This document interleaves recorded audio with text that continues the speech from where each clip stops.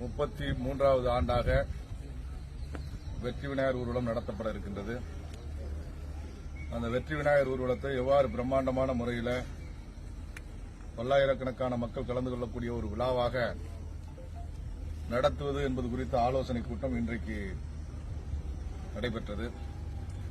இக்கூட்டத்தில் செப்டம்பர் 2ஆம் தேதி முத்துப்பேட்டையில் வெற்றி விநாயகர் ஊர்வலத்தை சிறப்பான முறையில் நடத்துவது என்று முடிவெடுத்திருக்கின்றோம்.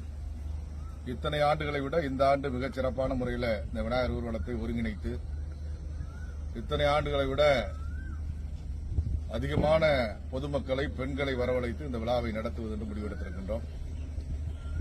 அரசும் காவல்துறையும் ஒவ்வொரு ஆண்டுகளும் ஒத்துழைப்பை கொடுத்துக் கொண்டிருக்கிறார்கள். சில நேரங்களிலே இந்த விநாயகர் ஊர்வலத்தை நடத்துவதற்கான கெடுபிடிகளையும் விதித்துக் கொண்டிருக்கின்றார்கள்.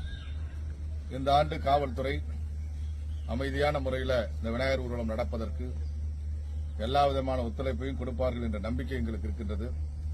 அதேபோல இந்த விநாயகர் ஊர்வலம் நடத்தப்பட இருக்கின்ற காலகட்டத்தில் கடந்த ஆண்டே கூட நாங்கள் மாவட்ட ஆட்சித்தலைவரிடம் ஒரு கோரிக்கை வைத்திருக்கின்றோம். அந்த விநாயகர் சிலைகள் கரைக்கப்படக்கூடிய இடத்தில் இருக்கக்கூடிய சாலைகளை செப்பனிட்டு தர வேண்டும் என்று கடந்த ஆண்டு நடைபெற்ற